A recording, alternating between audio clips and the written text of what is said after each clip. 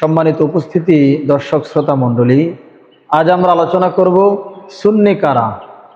বাংলাদেশে যারাই নিজেকে মুসলিম বলে পরিচয় দেয়, অধিকাংশ সবাই নিজেকে বলে তারা সুন্নি মুসলমান।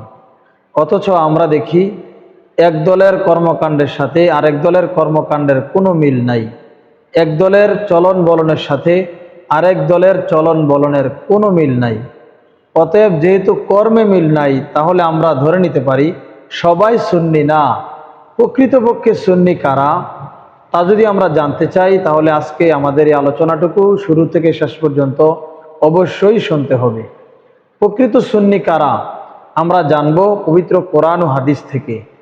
পবিত্র কোরআনুল কারীমের মধ্যে আল্লাহ সুবহানাহু ওয়া তাআলা বলেছেন, ওমা আতাকুমুর রাসূলু ফাখুযুহু ওমা নাহাকুম আনহু ফান্তাহু।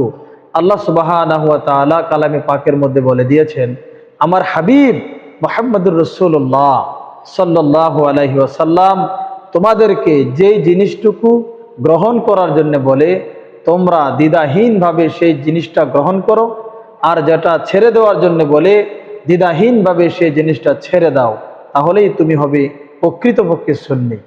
এবার চলুন আমাদের রসুল করিম সাল্লাল্লাহু আলাইহি ওয়াসাল্লাম এই সুন্নিদের ব্যাপারে কি বলেছেন। সুনান তিরমিজির বর্ণনা, আল্লাহ রসুল সাল্লাল্লাহু আলাইহি সাল্লাম বলেছেন, আমার উম্মত দাবিদার, তারা ফিরকা হবে ৭৩টা, সবাই যাবে জাহান্নামে, শুধুমাত্র একটা দল জান্নাতে যাবে। সাহাবায়ে কেরাম জিজ্ঞেস করলেন, কিলা ওয়ামান হিয়া ইয়া রাসূলুল্লাহ, সেই জান্নাতি দলটা কি, তাদের বৈশিষ্ট্য কি হবে, তাদের কি আচরণ হবে, কিভাবে বুঝবো তারা জান্নাতি, জান্নাতপ্রাপ্ত দল? রসুল তখন বলছেন, মা আনা আলাইহি ওয়া আসহাবি, আমি এবং আমার সাহাবায়ে কেরামের মত এবং পথের উপর যারা অটল এবং অবিচল থাকবে, তারাই হলো সুন্নি, তারাই হলো আহলে সুন্নাত ওয়াল জামাত, তারাই হলো জান্নাতপ্রাপ্ত দল।